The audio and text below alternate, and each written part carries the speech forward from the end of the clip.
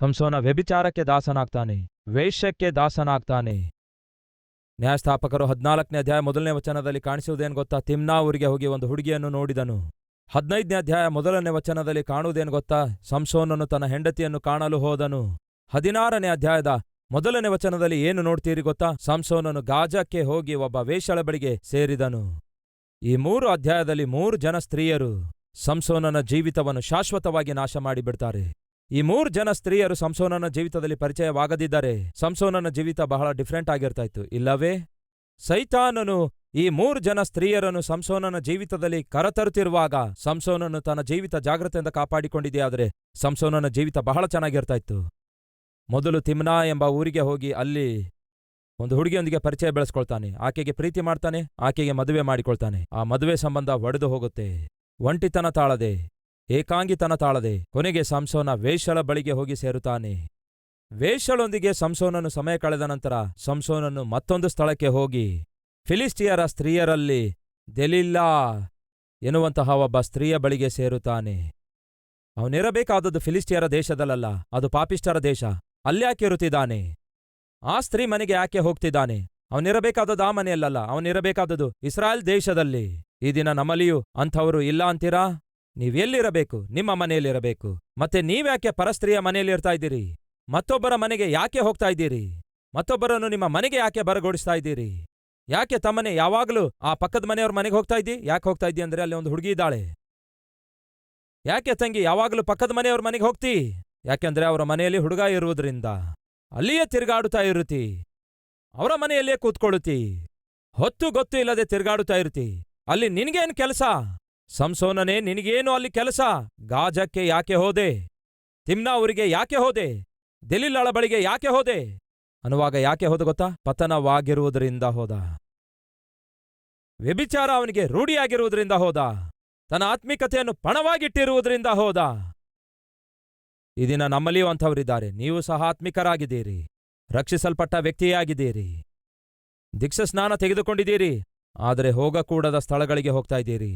ಇರಕೂಡದ ಸ್ತ್ರೀಯೊಂದಿಗೆ, ಇರಕೂಡದ ಪುರುಷನೊಂದಿಗೆ ಇರುತ್ತಾ ಇದ್ದೀರಿ. ಅನವಶ್ಯಕವಾದ ಪರಿಚಯ ಬೆಳೆಸಿಕೊಳ್ಳುತ್ತಾ ಇದ್ದೀರಿ. ಫಲಿತವಾಗಿ ಏನಾಗ್ಲಿಕ್ಕಿದೆ? ನಿಮ್ಮ ಬದುಕು ನಾಶವಾಗ್ಲಿಕ್ಕಿದೆ. ಜಾಗ್ರತೆ. ಸಂಸೋನ ದೆಲಿಲ ಬಳಿಗೆ ಸೇರುತ್ತಾನೆ. ದೆಲಿಲ ಕೊಡುವಂತಹ ಸ್ವಲ್ಪ ಹೊತ್ತಿನ ಸಂತೋಷಕ್ಕೋಸ್ಕರ ಸಂಸೋನನು ಆಕೆಗೆ ದಾಸನಾಗುತ್ತಾನೆ. ಆ ಸಂತೋಷ ನೋಡುತ್ತಾ ಇದ್ದನೇ ಹೊರತು ದೆಲಿಲ ಹಾಕುತ್ತಿರುವಂತಹ ಒಳಸಂಚೇನು ಎಂಬುದಾಗಿ ಕಂಡು ಹಿಡಿಯಲಿಕ್ಕಾಗ್ಲಿಲ್ಲ. ಸಂಸೋನನಿಗೆ ಗೊತ್ತಿರಲಿಲ್ಲ ಪ್ರಿಯರೇ, ಅವನಿಗೆ ಗೊತ್ತಿರೋದೆಲ್ಲ ಒಂದೇ, ದೆಲಿಲಳ ಬಳಿಯಲ್ಲಿ ಸುಖ ಸಿಗುತ್ತೆ ಎಂಬುದಾಗಿ. ಹಾಗೆ ಸುಖ ದೊರಕುತ್ತದೆ ಅಂದುಕೊಳ್ತಾ ಇದ್ದ. ಆದರೆ ದೆಲಿಲ ತನ್ನ ಸುತ್ತಲೂ ಭಯಂಕರವಾದ ಬಲೆಯನ್ನು ಹಾಕಿದ್ದಾಳೆ ಎಂದು ಗುರುತಿಸಲಿಲ್ಲ. ಈ ದಿನ ನಮ್ಮಲ್ಲಿಯೂ ಅಂಥವರು ಬಹಳ ಜನ ಇದ್ದಾರೆ. ಈ ದಿನ ನೀವು ಕುಡಿಯುತ್ತಾ ಇದ್ದೀರಿ. ಆ ಕುಡುಕುತನದ ನಿಮಿತ್ತ ನೀವು ಸ್ವಲ್ಪ ಹೊತ್ತು ಸಂತೋಷ ಪಡ್ತಾ ಇದ್ದೀರಿ. ಆದರೆ ಆ ಕುಡುಕುತನವೇ ನಿಮಗೆ ಕ್ಯಾನ್ಸರ್ ತರುವಂಥದ್ದಾಗಿದೆ ಎಂದು ನೀವು ಗುರುತಿಸುತ್ತಾ ಇಲ್ಲ. ಈ ದಿನ ನೀವು ವೇಶ್ಯರ ಬಳಿಗೆ ಹೋಗ್ತಾ ಇದ್ದೀರಿ. ಈ ದಿನ ನೀವು ವ್ಯಭಿಚಾರ ಮಾಡ್ತಾ ಇದ್ದೀರಿ. ಆ ವೇಶ್ಯರೇ ಶೀಘ್ರದಲ್ಲೇ ನಿಮಗೆ ವಾಸಿಯಾಗದ ಭಯಂಕರ ರೋಗ ಅಂಟಿಸುವಂತವರಾಗಿದ್ದಾರೆ ಎನ್ನುವುದು ಅರ್ಥವಾಗ್ತಿಲ್ಲ. ಸಂಸೋನನೇ, ನಿನಗೆ ಅರ್ಥವಾಗ್ತಿಲ್ಲ. ಏನೋ ದೆಲಿಲ ನಿನಗೆ ಸುಖ ಕೊಡ್ತಾಳೆ ಅಂದುಕೊಳ್ತಾ ಇದ್ದೀಯ, ಆದರೆ ದೆಲಿಲ ಎಂದೋ ನಿನಗೆ ಅಡುವಾಗಿಟ್ಟಿದ್ದಾಳೆ. ದೆಲಿಲ ಆಲ್ರೆಡಿ ನಿನಗೋಸ್ಕರ ದುಡ್ಡನ್ನು ತೆಗೆದುಕೊಂಡಿದ್ದಾಳೆ. ನಿನ್ನನ್ನು ಒಪ್ಪಿಸಿಕೊಡುವುದಕ್ಕಾಗಿ ಆಕೆ ಮಾಡಬೇಕಾದದ್ದನ್ನೆಲ್ಲ ಮಾಡಿದಾಳೆ. ಸೈತಾನನು ಈಗಲೂ ಅದನ್ನೇ ಮಾಡ್ತಿದ್ದಾನೆ. ಅವನು ಸ್ವಲ್ಪ ಹೊತ್ತು ನಿಮಗೆ ಸಂತೋಷ ಕೊಡ್ತಾನೆ, ಸ್ವಲ್ಪ ಹೊತ್ತು ನಿಮಗೆ ಆನಂದ ಕೊಡ್ತಾನೆ, ಆನಂತರ ನಿಮ್ಮ ಜೀವಿತವನ್ನೇ ನಾಶ ಮಾಡಿಬಿಡುತ್ತಾನೆ. ಆ ಸ್ವಲ್ಪ ಹೊತ್ತಿನ ಸಂತೋಷಕ್ಕೋಸ್ಕರ ಅದು ಅನ್ಯಾಯದಿಂದ ದುಡ್ಡು ಸಂಪಾದಿಸುವಂಥದ್ದಾಗಿರ್ಬೋದು, ಲಂಚ ತೆಗೆದುಕೊಳ್ಳುವಂಥದ್ದಾಗಿರ್ಬೋದು, ಹೊಲಸು ಸಿನಿಮಾ ನೋಡುವಂಥದ್ದಾಗಿರ್ಬೋದು, ಪಾಪಿಷ್ಟ ಪ್ರೀತಿ ಪ್ರೇಮ ಎಂದು ಹೇಳಿ ಆ ಪ್ರೀತಿಯ ಮುಸ್ಕಿನಲ್ಲಿ ನೀಚವಾದ ಕೆಲಸಗಳನ್ನು ಮಾಡುವಂಥದ್ದಾಗಿರ್ಬೋದು, ಅಕ್ರಮ ಸಂಪಾದನೆಯಾಗಿರಬಹುದು, ಅಪವಿತ್ರವಾದ ಚಟಗಳಾಗಿರಬಹುದು, ಕುಡುಕುತನ ಆಗಿರಬಹುದು, ಅಲೆಮಾರಿತನ ಆಗಿರಬಹುದು. ಅವುಗಳ ಸಂತೋಷ ಇರುವುದು ಸ್ವಲ್ಪ ಹೊತ್ತು ತಾನೆ. ಆ ಸಂತೋಷಕ್ಕೆ ಒಂದು ವೇಳೆ ನೀವು ಒಪ್ಪಂದ ಮಾಡಿಕೊಳ್ಳುವುದಾದರೆ ಸಂಸೋನನೇ ಕೇಳು, ನಿನ್ನ ಜೀವಿತ ನಾಶವಾಗ್ಲಿಕ್ಕಿದೆ. ಗುರ್ತಿಸ್ಲಿಕ್ಕಾಗ್ಲಿಲ್ಲ ಪ್ರಿಯರೇ. ಒಂದು ದಿನ ಒಬ್ಬ ಸಹೋದರಿ ನನ್ನ ಬಳಿಗೆ ಬಂದಿದ್ದಳು. ಬಹಳ ಚೆನ್ನಾಗಿದ್ದಳು, MSc ಓದಿದಳು, 50-60 ಸಾವಿರ ಸಂಬಳ ಇತ್ತು. ಬಂದು ಹೇಳ್ತಾಳೆ, ಅಣ್ಣ, ನನ್ನ ತಂದೆ ತಾಯಿಗಳು ಮದುವೆಗಾಗಿ ಸಂಬಂಧ ನೋಡ್ತಿದಾರಣ್ಣ. ನನಗೆ ಫೋನ್ ಮಾಡಿ, ಬೇಗ ಬಾ ಮಗಳೇ, ಒಳ್ಳೆ ಸಂಬಂಧ ಸಿಕ್ಕಿದೆ, ನಿನಗೆ ಮದುವೆ ವಯಸ್ಸು ಬಂದಿದೆ, ಈಗಾಗಲೇ ಮದುವೆ ವಯಸ್ಸು ಸ್ವಲ್ಪ ಮಟ್ಟಿಗೆ ದಾಟುತ್ತಾ ಇರುವುದರಿಂದ ಬೇಗ ಬಂದ್ರೆ ಒಳ್ಳೆ ಸಂಬಂಧ ಸಿಕ್ಕಿದೆ, ನಿನಗೆ ಮದುವೆ ಮಾಡ್ತೇವೆ ಅಂದಿದ್ದಾರೆ ಎಂದು ನನಗೆ ಹೇಳಿದಾರಣ್ಣ. ಸಂತೋಷ ತಂಗಿ, ಹೋಗು, ಏನು ಓದಿದ್ದಿ ನೀನು? MSc ಅಣ್ಣ ಅಂದಳು. ಏನ್ ಮಾಡ್ತಾ ಇದ್ದಿ? MNC ಕಂಪನಿಯಲ್ಲಿ ಜಾಬ್ ಮಾಡ್ತಿದ್ದೇನಣ್ಣ, ಒಳ್ಳೆ ಸಂಬಳ ಇದೆ ಅಣ್ಣ ಅಂದಳು. ಮತ್ತೆ ಒಳ್ಳೆ ಸಂಬಳ ಅನ್ನುತ್ತಾ ಇದ್ದಿ, MNC ಕಂಪನಿಯಲ್ಲಿ ಉದ್ಯೋಗ ಅನ್ನುತ್ತಾ ಇದ್ದಿ, ಚೆನ್ನಾಗಿ ಓದಿಕೊಂಡಿದ್ದಿ, ನಿನ್ನ ತಂದೆ ತಾಯಿಗಳೇನೋ ಒಳ್ಳೆ ಸಂಬಂಧ ದೊರಕಿದೆ, ಮದುವೆ ಮಾಡುತ್ತೇನೆ ಅನ್ನುವಾಗ ಹಾಗೆ ಮದುವೆ ಮಾಡಿಸೋದು ತಂದೆ ತಾಯಿಗಳಾಗಿ ಅವರ ಜವಾಬ್ದಾರಿ, ಮತ್ತು ನೀನು ಮದುವೆ ಮಾಡಿಕೊಳ್ಳೋದು ಕೂಡ ಒಳ್ಳೇದು ತಂಗಿ, ಹೋಗೋ ಅಂದೆ. ನಾನು ಹೋಗ್ಲಿಕ್ಕಾಗಲ್ಲಣ ಅಂದಳು. ಯಾಕೆ ಹೋಗ್ಲಿಕ್ಕಾಗಲ್ಲ ಅಂದೆ. ನಾನು ಮದುವೆ ಮಾಡಿಕೊಳ್ಳಲಿಕ್ಕಾಗಲ್ಲಣ ಅಂದಳು. ಯಾಕೆ ಮದುವೆ ಮಾಡಿಕೊಳ್ಳಲಿಕ್ಕಾಗಲ್ಲ ಅಂದೆ. ಕಾರಣ ಏನೆಂದು ನಾನು ಹೋಗಿ ನನ್ನ ತಂದೆ ತಾಯಿಗಳಿಗೆ ಹೇಳಲಿಕ್ಕಾಗಲ್ಲಣ ಅಂದಳು. ಒಂದು ವೇಳೆ ಈ ಮದುವೆ ನೀನು ಮಾಡಿಕೊಳ್ಳಲಿಕ್ಕೆ ನಿನಗೆ ಇಷ್ಟವಿಲ್ಲದಿದ್ದರೆ, ಮದುವೆ ಮಾಡಿಕೊಳ್ಳುವ ಆಲೋಚನೆ ಇಲ್ಲದಿದ್ದರೆ, ಇಷ್ಟವಿಲ್ಲದಿದ್ದರೆ ಹೋಗಿ ನಿನ್ನ ತಂದೆ ತಾಯಿಗೆ ಹೇಳಮ್ಮ ಅಂದೆ. ಹೇಳಲಿಕ್ಕಾಗಲ್ಲಣ ಅಂದಳು. ಮದುವೆ ವಯಸ್ಸಿಗೆ ಬಂದ ಮಗಳು ಮದುವೆ ಮಾಡಿಕೊಳ್ಳುವುದಿಲ್ಲ ಎಂದು ಹೇಳಿದ್ರೆ ಯಾವುದೇ ತಂದೆಗಾಗಲಿ ತಾಯಿಗಾಗಲಿ ಅವರಿಗೆಷ್ಟೋ ಭಾರ ಅಣ ಅಂದಳು. ನನಗೆ ಏನೂ ಅರ್ಥ ಆಗ್ತಾ ಇಲ್ಲ ತಂಗಿ ಅಂದೆ. ಮದುವೆ ಸಂಬಂಧ ದೊರಕಿದೆ ಬಾ ಅನ್ನುತ್ತಿದ್ದಾರೆ ತಂದೆ ತಾಯಿಗಳು. ಹೋಗಬೇಕಾದವಳು ಹೋಗಲ್ಲ ಅಂತ ಹೇಳಿ ಮದುವೆ ಮಾಡ್ಕೊಳ್ಳಲ್ಲ ಅನ್ನುತ್ತಿದ್ದಿ. ಮಾಡ್ಕೋದಿಲ್ಲ ಎಂಬ ವಿಷಯ ಮನೆಯವರಿಗೆ ಹೇಳು ಅಂದ್ರೆ ಹೇಳಲ್ಲ ಅನ್ನುತ್ತಾ ಇದ್ದಿ. ಯಾಕೆ ಹೀಗೆ ಅಂದೆ. ಒಬ್ಬ ಹುಡುಗನಿಗೆ ನಾನು ಪ್ರೀತಿಸಿದೆನಣ ಅಂದಳು. ಆ ಹುಡುಗನೇ ನನಗೆ ಸರ್ವಸ್ವ ಅಂದುಕೊಂಡೆ ಅಣ್ಣ. ಆ ಹುಡುಗನು ನನ್ನನ್ನು ಪ್ರೀತಿಸಿ ನನ್ನನ್ನೇ ಸರ್ವಸ್ವ ಎಂದು ಹೇಳಿದಣ. ಮತ್ತೇನಾಯ್ತು? ಮೋಸ ಮಾಡಿದನಣ ಅಂದಳು. ವಂಚಿಸಿದನಣ ಅಂದಳು. ಅವನು ಬಹಳ ಮೋಸಗಾರ ಅಂದಳು. ಸಹೋದರ ಸಹೋದರಿಯರೇ, ಗಮನ ಕೊಟ್ಟು ಕೇಳಿರಿ. ಪಾಪ ಏನ್ ಮಾಡುತ್ತದೆ ಎಂದು, ಈ ದಿನ ನೀವು ಮಾಡ್ತಿರುವ ಪಾಪ ಮುಂದೆ ನಿಮಗೆ ಏನ್ ಮಾಡುವಂಥದ್ದಾಗಿದೆ ಎಂದು ನಿಮಗೆ ಗೊತ್ತಿಲ್ಲ. ಆ ದಿನ ಸಂಸೋನನಿಗೆ ಕೊಡಲ್ಪಟ್ಟಿರುವ ಅದ್ಭುತವಾದ ಜವಾಬ್ದಾರಿಕೆಯನ್ನು ಬಿಟ್ಟು ಬಿಟ್ಟು, ಪ್ರಭುವನ್ನು ಬಿಟ್ಟು ಬಿಟ್ಟು, ಪರಿಶುದ್ಧತೆಯನ್ನು ಬಿಟ್ಟು ಬಿಟ್ಟು, ಈಗ ಪಾಪ ಮಾಡುವುದಕ್ಕಾಗಿ ದೆಲೀಲಳ ಬಳಿಗೆ ಬಂದರೆ ಏನ್ ಜರುಗುತ್ತದೆ ಎಂದು ಗೊತ್ತಾಗ್ಲಿಲ್ಲ. ಒಂದು ವೇಳೆ ನೀವು ಕೂಡ ಹಾಗೆ ಪ್ರಭುವನ್ನು ಬಿಟ್ಟು ಬಿಟ್ಟು, ಪರಿಶುದ್ಧತೆಯನ್ನು ಬಿಟ್ಟು ಬಿಟ್ಟು, ಪರಿಚಯವನ್ನು ಒಂದು ವೇಳೆ ಬಿಟ್ಟು ಬಿಟ್ಟು ಪಾಪಿಷ್ಟ ಕೆಲಸ ಮಾಡುವುದಕ್ಕಾಗಿ ನೀವು ಪ್ರಯತ್ನ ಪಡುವುದಾದರೆ ಏನಾಗುತ್ತದೆ ಎಂದು ಬೇಗನೆ ನಾನು ಹಂಚಿಕೊಳ್ಳಲು ಬಯಸ್ತೇನೆ ಕೇಳಿ. ಅವನು ಬಹಳ ಮೋಸಗಾರಣ ಅಂದಳು. ಅವನು ಬಹಳ ಪಾಪಿಷ್ಟನಣ. ಅವನು ಪ್ರೀತಿ ಪ್ರೀತಿ ಎಂದು ಹೇಳಿದ್ದು ನಿಜವಾಗ್ಲೂ ನನ್ನನ್ನು ಪ್ರೀತಿಸಿದ್ದಕ್ಕಾಗಿ ಅಲ್ಲಣ. ನನ್ನ ಅಂದವನ್ನು ನೋಡಿ ನನ್ನನ್ನು ಅನುಭವಿಸಬೇಕೆನ್ನುವುದಕ್ಕಾಗಿ ಪ್ರೀತಿಯ ಮುಸುಕಿನಲ್ಲಿ ನನ್ನ ಜೀವಿತದೊಂದಿಗೆ ಆಟ ಆಡಿದಣ. ನನ್ನ ಜೀವಿತ ನಾಶ ಮಾಡಿದನಣ. ಆಗ ನಾನು ಒಬ್ಬ ಅಣ್ಣನಂತೆ ಹೇಳಿದ್ದೇನೆಂದರೆ, ಅವನು ಪಾಪಿಷ್ಟನು, ದುರ್ಮಾರ್ಗಿ, ದುಷ್ಟನೂ ಆಗಿರುವುದರಿಂದ ಅವನನ್ನು ಮರೆತು ಬಿಡು ತಂಗಿ.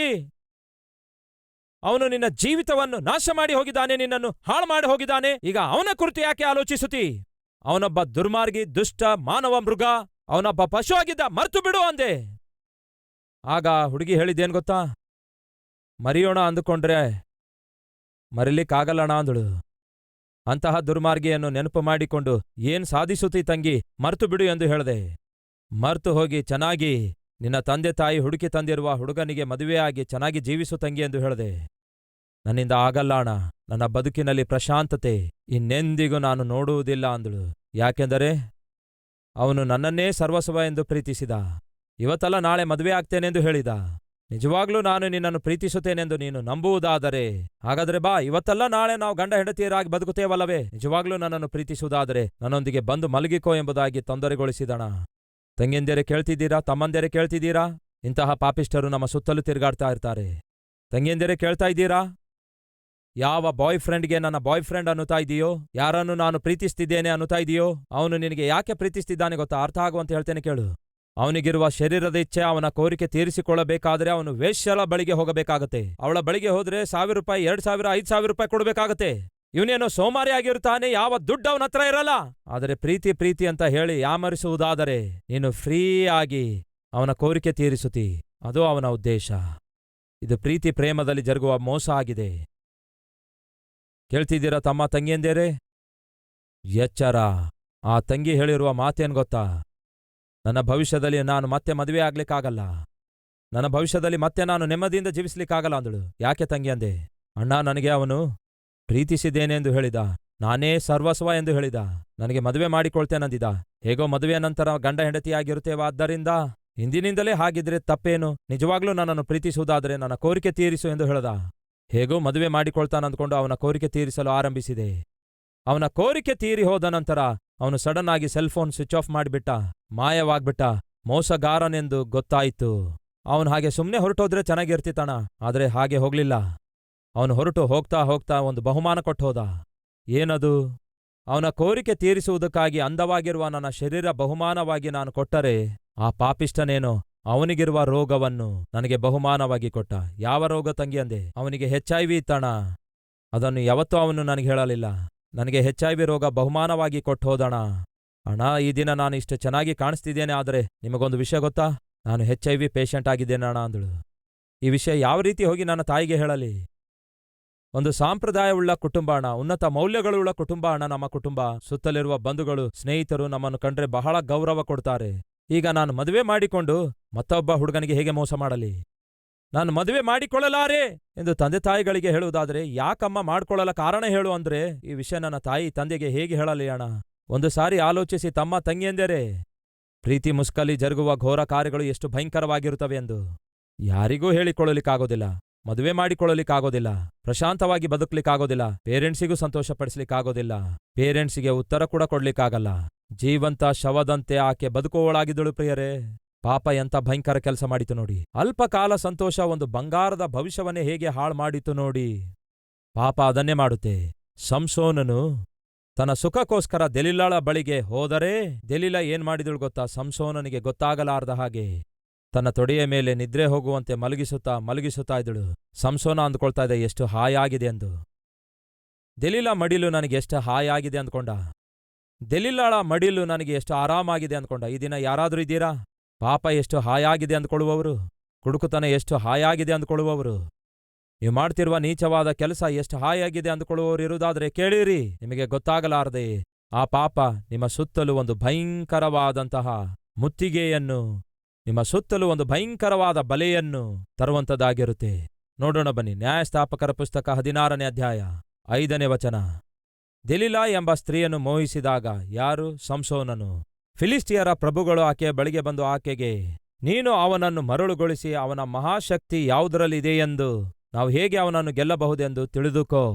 ಆಗ ನಾವು ಅವನನ್ನು ಬಂಧಿಸಿ ಅವನನ್ನು ಕುಂದಿಸುವೆವು.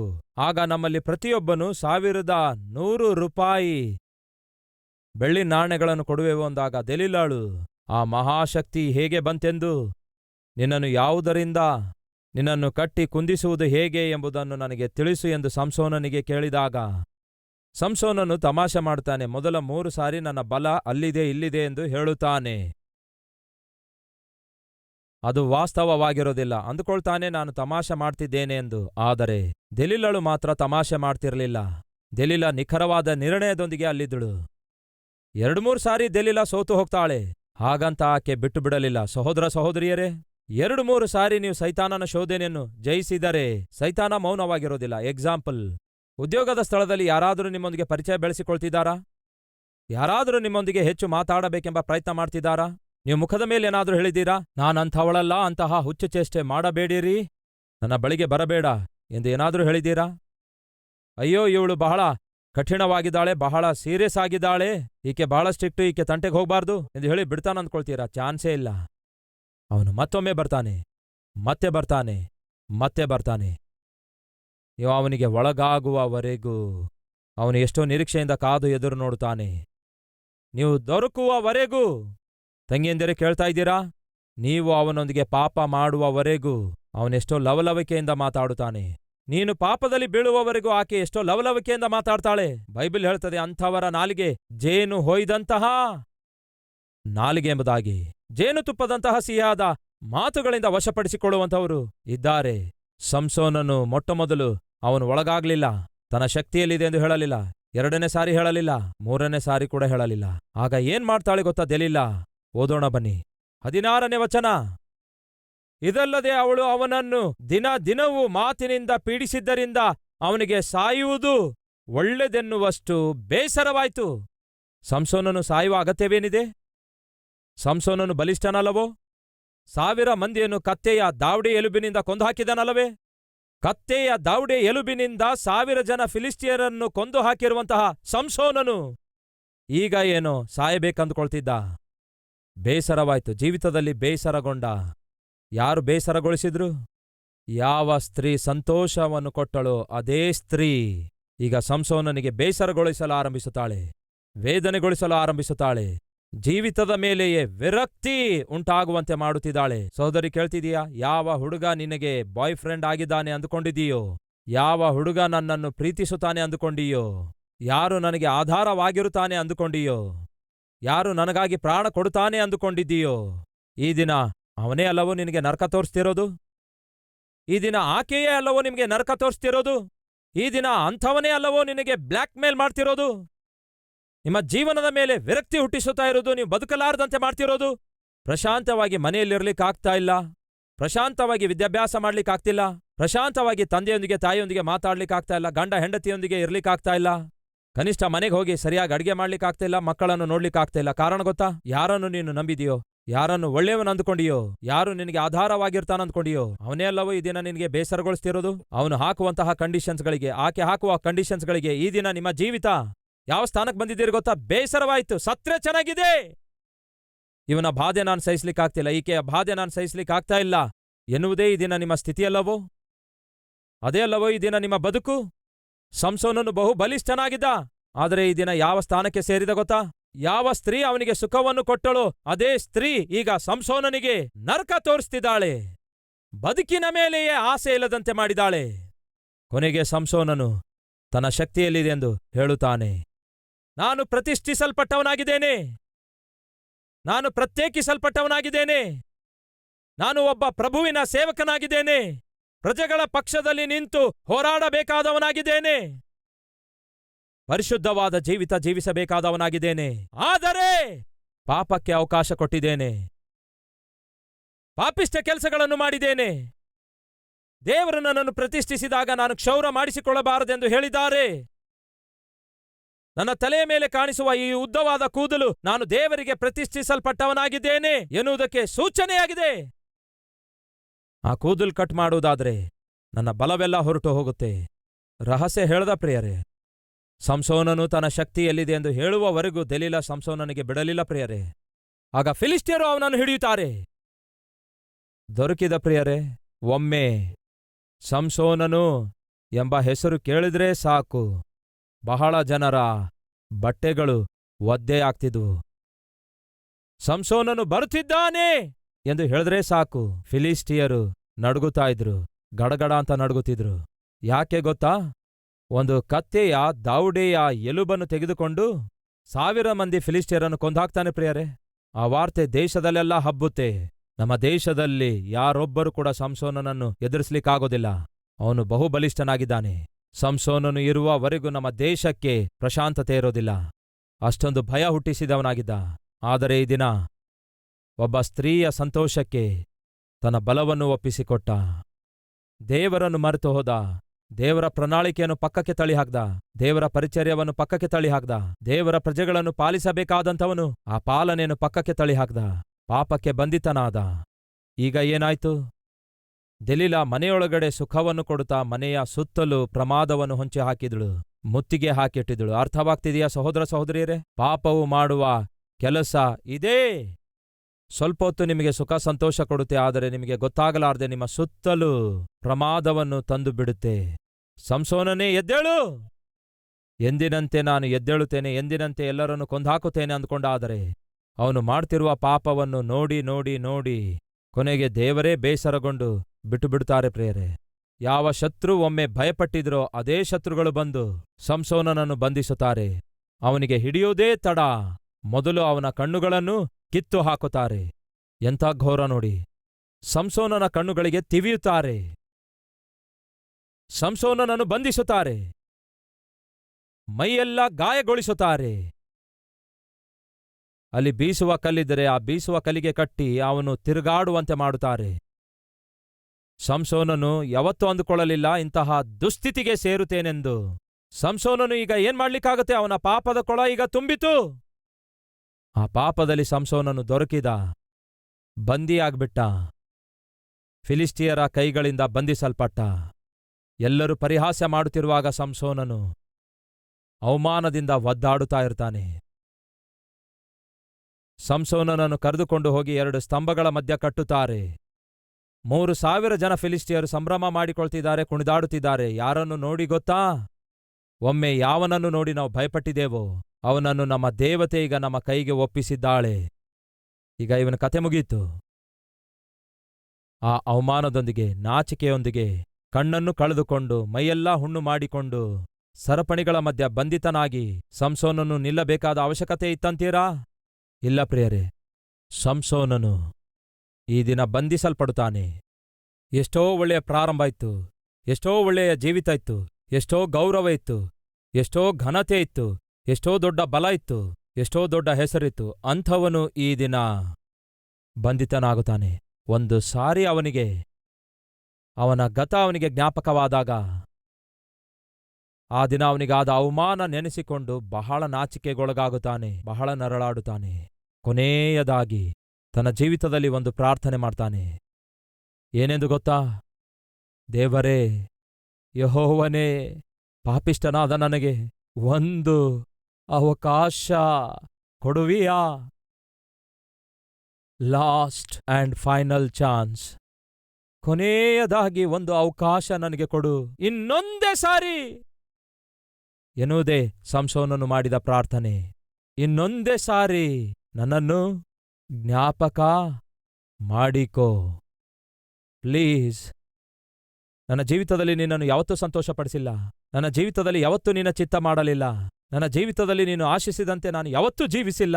ಆದರೆ ಈ ಕೊನೆಯ ಕ್ಷಣದಲ್ಲಿ ಆದರೂ ಯೆಹೋವನೇ, ನನಗೊಂದು ಅವಕಾಶ ಕೊಡುವಿಯಾ?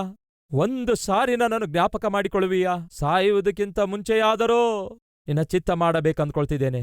ಸಾಯುವುದಕ್ಕಿಂತ ಮುಂಚೆಯಾದರೂ ನೀನು ಯಾವ ಉದ್ದೇಶದಿಂದ ನನ್ನನ್ನು ಸೃಷ್ಟಿಸಿದೆಯೋ ಆ ಉದ್ದೇಶ ನನ್ನ ಜೀವಿತದಲ್ಲಿ ನೆರವೇರಬೇಕೆಂದು ಆಶಿಸುತ್ತಿದ್ದೇನೆ. ಒಂದು ಅವಕಾಶ ಕೊಡುವಿಯಾ? ಒಂದೇ ಒಂದು ಸಾರಿ ನನ್ನನ್ನು ಜ್ಞಾಪಕ ಮಾಡಿಕೊಳ್ಳುವಿಯಾ? ಅದೇ ಆ ದಿನ ಸಂಸೋನನು ಮಾಡಿರುವ ಕೊನೆ ಪ್ರಾರ್ಥನೆಯಾಗಿತ್ತು. ಅಲ್ಲಿಯವರೆಗೂ ತನ್ನ ಇಷ್ಟಾನುಸಾರವಾಗಿ ಜೀವಿಸಿ ತನ್ನ ಶರೀರ ಹಾಳು ಮಾಡಿಕೊಂಡು, ಅವನಿಗೆ ಕೊಟ್ಟ ಅವಕಾಶಗಳನ್ನು ಹಾಳು ಮಾಡಿಕೊಂಡು, ಕೊನೆಗೆ ಬಂದಾಗ ಒಂದು ಅವಕಾಶ ದೇವರೇ ನನಗೆ ಕೊಡು ಎಂದು ಕೇಳುವುದಾದರೆ ಕೇಳ್ತೇನೆ. ದೇವ್ರು ಕೊಡ್ತಾರಂತೀರಾ? ಕೊಡ್ಲಿಕ್ಕಾಗ್ತದಂತೀರಾ? ಏನಂದೆ? ಬದುಕಿರುವ ಕಾಲವೆಲ್ಲ ನಿನ್ನ ಇಷ್ಟಾನುಸಾರವಾಗಿ ಜೀವಿಸಿದೆ. ಎಷ್ಟು ಸಾರಿ ನಿನಗೆ ಎಚ್ಚರಿಸಿದೆ, ಎಷ್ಟು ಸಾರಿ ಇದು ತಪ್ಪು ತಪ್ಪು ತಪ್ಪು ಎಂದು ನಿನಗೆ ನಾನು ಎಚ್ಚರಿಸಿ ಹೇಳಿಲ್ಲ. ಎಷ್ಟೋ ಸಾರಿ ಗದರಿಸಿದೆ, ಎಷ್ಟೋ ಸಾರಿ ನೀನು ಹೊಂದಿಕೊಂಡಿರುವ ಅವಮಾನಕ್ಕಾಗಿ ನಾನು ನಿನಗೆ ಪ್ರತ್ಯಕ್ಷನಾದೆ. ನನ್ನ ಮಾತು ಕೇಳಲಿಲ್ವಲ್ಲ? ನಿನ್ನ ಇಷ್ಟ ಬಂದಂತೆ ಜೀವಿಸಿದೆಯಲ್ಲವೇ? ಈಗ ಕೊನೆಯದಾಗಿ ಎಲ್ಲವನ್ನೂ ಕಳೆದುಕೊಂಡ ನಂತರ ಒಂದು ಅವಕಾಶ ಕೊಡು ಎಂದು ಕೇಳ್ತಾ ಇದ್ದಿ. ಈ ನಿನ್ನ ಮುಖಕ್ಕೆ ನಾನ್ಯಾಕೆ ಕೊಡಲಿ ಅವಕಾಶ? ಮುಗಿದೋಯ್ತು ನಿನ್ನ ಜೀವಿತ ಅಂದಿದ್ದಾರಂದ್ಕೊಳ್ತೀರಾ ದೇವರು? ಇಲ್ಲ ಪ್ರಿಯರೇ, ಆ ದಿನ ಕಣ್ಣೀರಿನೊಂದಿಗೆ ಕುಗ್ಗಿ ಹೋದವನಾಗಿ ಸಂಸೋನನು ಪ್ರಾರ್ಥಿಸಿದಾಗ ಆ ಕರುಣಾ ಸಂಪನ್ನನು ಸಂಸೋನನ ಪ್ರಾರ್ಥನೆಯನ್ನು ಲಾಲಿಸಿದರು ಪ್ರಿಯರೇ. ಸಂಸೋನನು ಕಳೆದುಕೊಂಡಂತಹ ಬಲವನ್ನು ತಿರುಗಿ ದೇವರು ಅನುಗ್ರಹಿಸಿದರು ಪ್ರಿಯರೇ. ಯಾವಾಗ ದೇವರು ಸಂಸೋನನ್ನು ಮಾಡಿದ ಪ್ರಾರ್ಥನೆಯನ್ನು ಲಾಲಿಸಿದ್ರು ಹೇಳಿ? ಕೊನೇ ಪ್ರಾರ್ಥನೆ ಮಾಡಿದಾಗ, ಇನ್ನೊಂದೇ ಸಾರಿ ನನ್ನನ್ನು ಜ್ಞಾಪಕ ಮಾಡಿಕೋ. ನಂತರ ತನ್ನ ಬಲಗಡೆಯಲ್ಲಿರುವ ಸ್ತಂಭ ಹಿಡಿದುಕೊಳ್ತಾನೆ, ಎಡಗಡೆ ಇರುವ ಸ್ತಂಭ ಹಿಡಿದುಕೊಳ್ಳುತ್ತಾನೆ. ಫಿಲಿಸ್ಟಿಯರನ್ನು ಸಂಹರಿಸುವುದಕ್ಕಾಗಿಯೇ ದೇವರೇ ನನ್ನನ್ನು ಸೃಷ್ಟಿಸಿದೆ, ಆದರೆ ನಾನು ಯಾವತ್ತೂ ನಿನ್ನ ಚಿತ್ತ ಮಾಡಲಿಲ್ಲ. ಕನಿಷ್ಠ ಸಾಯುವ ಈ ಸಮಯದಲ್ಲಿ ನಿನ್ನ ಚಿತ್ತ ಮಾಡಲು ಬಯಸುತ್ತಿದ್ದೇನೆ. ನನ್ನನ್ನು ಕ್ಷಮಿಸು ದೇವರೇ, ಇನ್ನೊಂದೇ ಅವಕಾಶ ನನಗೆ ದಯಪಾಲಿಸು ಎಂದು ಪ್ರಾರ್ಥನೆ ಮಾಡಿ ಆ 2 ಸ್ತಂಭಗಳನ್ನು ಗಟ್ಟಿಯಾಗಿ ಹಿಡಿದುಕೊಂಡು ಒಂದೇ ಸಾರಿ ಎಳೆಯುತ್ತಾನೆ ಪ್ರಿಯರೇ. ಅವರಿರುವಂತಹ ಭವನವೇ ಕುಸಿದು ಬೀಳುತ್ತೆ ಪ್ರಿಯರೇ. 3,000 ಜನ ಫಿಲಿಸ್ಟಿಯರು ಒಂದೇ ಸಾರಿ ಸತ್ತು ಹೋಗುತ್ತಾರೆ. ಆದರೆ ದುರದೃಷ್ಟವೇನೆಂದರೆ, ಸಾಯುವ ಹೊತ್ತಿನಲ್ಲಿ ಅಲ್ಲ ಪ್ರಿಯರೇ ಸಂಸೋನನು ಸೇವೆ ಮಾಡಬೇಕಾದದ್ದು. ಸಾಯುವ ಹೊತ್ತಿನಲ್ಲಿ ಅಲ್ಲ ಪ್ರಿಯರೇ ಸಂಸೋನನು ದೇವರ ಉದ್ದೇಶ ನೆರವೇರಿಸಬೇಕಾದದ್ದು. ಅವನು ಬದುಕಿ ನೆರವೇರಿಸಬೇಕಾಗಿತ್ತು. ಆ ದಿನ ಸಂಸೋನನಿಗೆ ಅವಕಾಶವಿರಲಿಲ್ಲ, ಸಂಸೋನನು ಸತ್ತು ಹೋದ.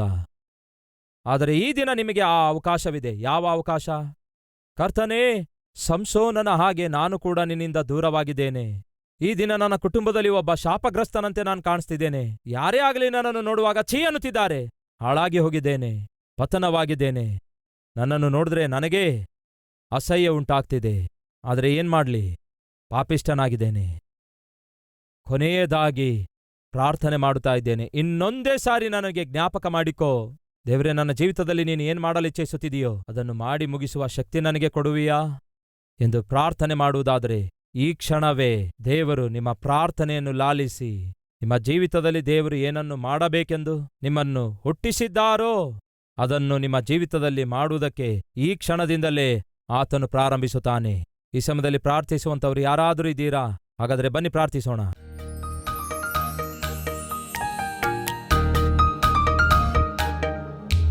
ಯೇಸುವೇ, ನನ್ನನ್ನು ಮನ್ನಿಸು, ನನ್ನನ್ನು ಕ್ಷಮಿಸು, ನಮ್ಮನ್ನು ಅಂಗೀಕರಿಸಿರಿ ದೇವರೇ.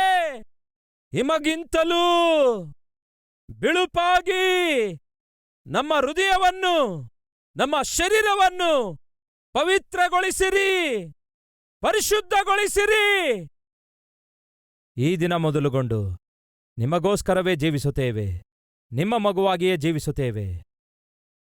ನೀವು ಆಶಿಸಿದ ಹಾಗೆ ನಮ್ಮ ಮುಂದುಳಿದ ಜೀವಿತವನ್ನು ಮುಂದೆ ವರಿಸುತ್ತೇವೆ ಎಂದು ನಿಮಗೆ ಮಾತು ಕೊಡ್ತೇವೆ. ನಮ್ಮನ್ನು ಕ್ಷಮಿಸಿದ್ದಕ್ಕಾಗಿ, ನಮ್ಮನ್ನು ಮನ್ನಿಸಿರುವುದಕ್ಕಾಗಿ, ನಮ್ಮ ಪಾಪಗಳನ್ನು ಅಳಿಸಿ ಹಾಕಿದ್ದಕ್ಕಾಗಿ, ನಮ್ಮ ಪಾಪ ಬಂಧನಗಳನ್ನು ಮುರಿದು ಹಾಕಿದ್ದಕ್ಕಾಗಿ, ನಮ್ಮ ಹೃದಯಗಳನ್ನು ನೂತನಪಡಿಸಿದ್ದಕ್ಕಾಗಿ ನಿಮಗೇ ಸ್ತುತಿ, ನಿಮಗೇ ಮಹಿಮೆ, ನಿಮಗೇ ಘನತೆ ಯುಗಯುಗಗಳವರೆಗೂ ಸಲ್ಲಿಸಲ್ಪಡಲಿ. ಆಮೇನ್, ಆಮೇನ್, ಆಮೇನ್.